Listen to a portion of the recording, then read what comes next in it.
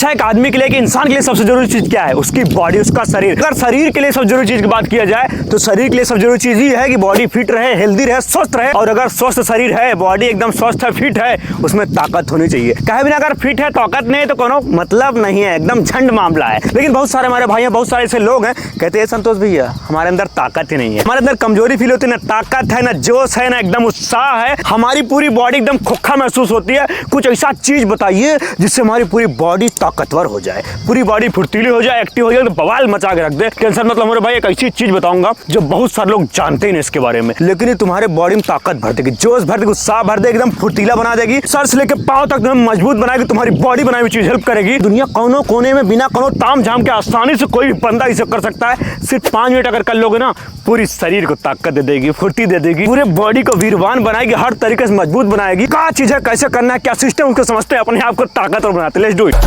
ले फिर आ गए।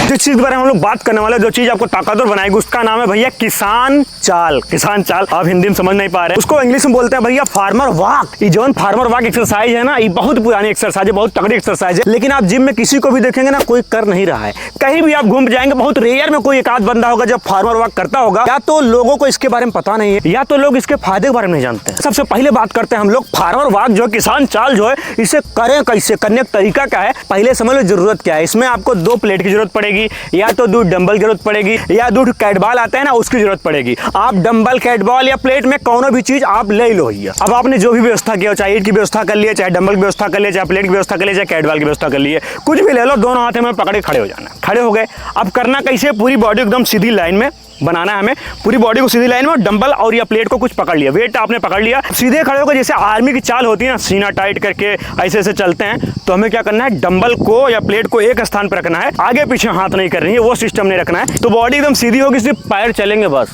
समझ रहे हो, सिर्फ पैर चलेंगे, पैर आगे पीछे होंगे और हम लोग जाएंगे।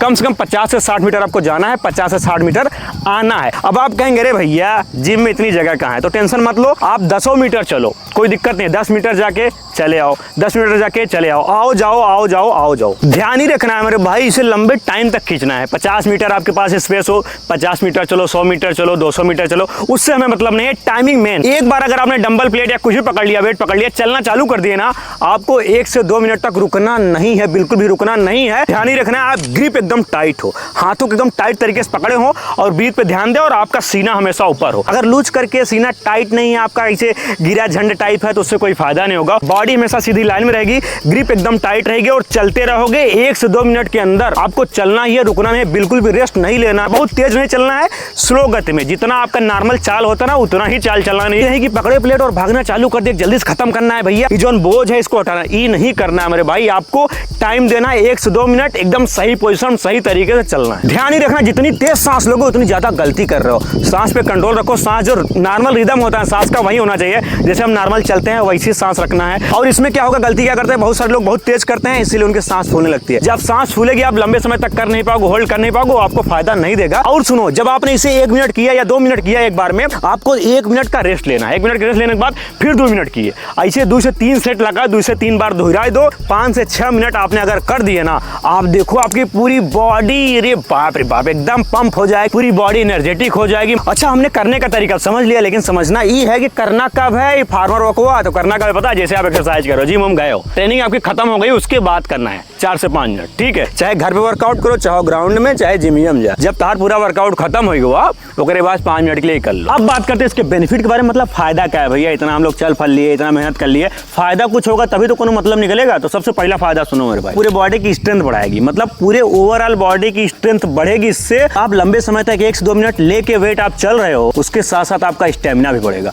स्टेमिना मतलब कोई भी काम करने की जो क्षमता है वो ऑटोमेटिक बढ़ जाएगी, ताकत बढ़ी, स्टेमिना बढ़। अगला फायदा ये है कि आपकी ग्रिप स्ट्रेंथ बढ़ती है, मतलब कोई भी चीज पकड़ने की जो क्षमता है वो आपकी बढ़ जाती है। जैसे आप जिम जा रहे हो, वर्कआउट करोगे, बेंच प्रेस वगैरह करोगे, डेडलिफ्ट वगैरह करोगे ना, उसमें आपकी ग्रिप स्ट्रेंथ जब तगड़ी रहेगी ना, ज्यादा से ज्यादा वजन उठाने में। उसके साथ साथ कोई बंदा जब आर्म रेसलिंग करता है ना, उसमें उसे ग्रिप स्ट्रेंथ बहुत जरूरी होती है। तो फार्मर वॉक करने से आपकी ग्रिप स्ट्रेंथ तगड़ी होगी, तो आप कहीं ना कहीं जब आप आर्म रेसलिंग करेंगे उसमें भी हेल्प करेगा। उसके साथ साथ हमारा पेट की ताकत, मतलब कोर स्ट्रेंथ। कोई भी एक्सरसाइज करते हो, कोई भी एक्टिविटी करते हो, उसमें जो मेन चीज होती है ना, जो मेन बेस पॉइंट होता है, वो हमारा कोर होता है। जिसका कोर वीक है वो बंदा वीक है।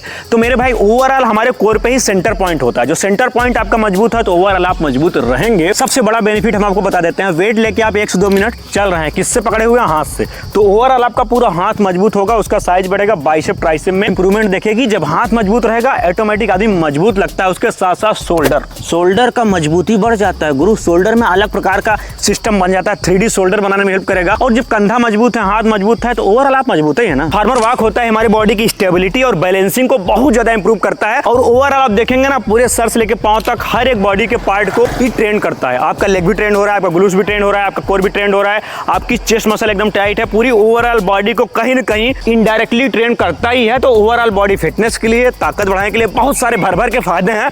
तभी होगा जब इसे करना चालू करो। तुम्हारे भाई कल ही फार्मर वॉक करके ट्राई करो या आज ही करो, देखो कितना मजा आता है। अगर वीडियो अच्छा लगा लाइक करो, शेयर करो, सब्सक्राइब करो। कोशिश करूंगा कि अच्छे वीडियो लाऊंगा, अच्छे नई चीजें आपको दूं, ताकि करके बॉल मचाओ। हर हर महादेव।